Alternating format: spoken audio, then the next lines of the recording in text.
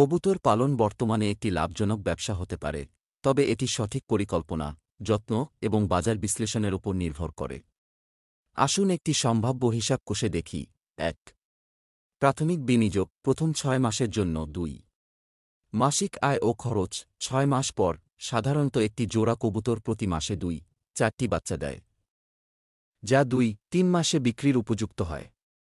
ধরুন প্রতিটি জোড়া মাসে গড়ে ২টি বাচ্চা দেয় এবং প্রতি বাচ্চা ৫০০ টাকায় বিক্রি হয়। ৩.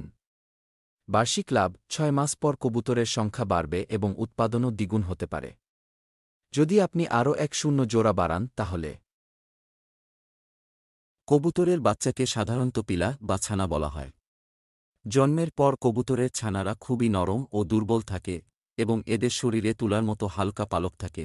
কবুতরের বাচ্চার পরিচয় ও বৈশিষ্ট্য। ১. রং ও চেহারা জন্মের পর বেশিরভাগ কবুতরের ছানার গায়ের রং হালকা হলুদ বা ধূসর হয়। চোখ বন্ধ অবস্থায় জন্ম নেয় এবং কয়েক দিনের মধ্যে ধীরে ধীরে চোখ খোলে। ২. খাদ্য গ্রহণ প্রথম কয়েকদিন মা ও বাবা কবুতর তাদের ফাসলি থলিতে ক্রপ তৈরি হওয়া কি ফাসলি দুধ কি পিজন মিল্ক খাওয়ায়, ধীরে ধীরে নরম দানা ও খাবার গ্রহণ করা শুরু করে। ৩.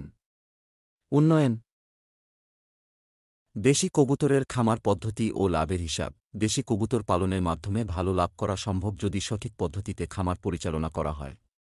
নিচে পদ্ধতি ও লাভের হিসাব ব্যাখ্যা করা হল। ১.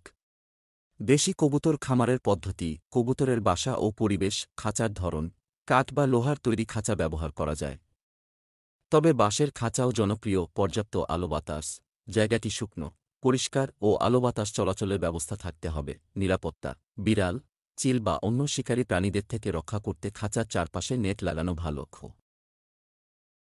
কবুতরের খাবার ও যত্ন পরিচর্যা। কবুতরের ভালো স্বাস্থ্যের জন্য সঠিক খাবার ও যত্ন অত্যন্ত গুরুত্বপূর্ণ। যদি ঠিকমতো খাওয়ানো ও পরিচর্যা করা হয় তবে তারা দ্রুত বংশবৃদ্ধি করে এবং রোগবালাই কম হয়। ১. কবুতরের খাবার ব্যবস্থাপনা। প্রধান খাবার কবুতরের জন্য নিচের খাবারগুলো দেওয়া যায়। অতিরিক্ত পুষ্টিকর খাবার পরিমাণ কম রাখতে হবে।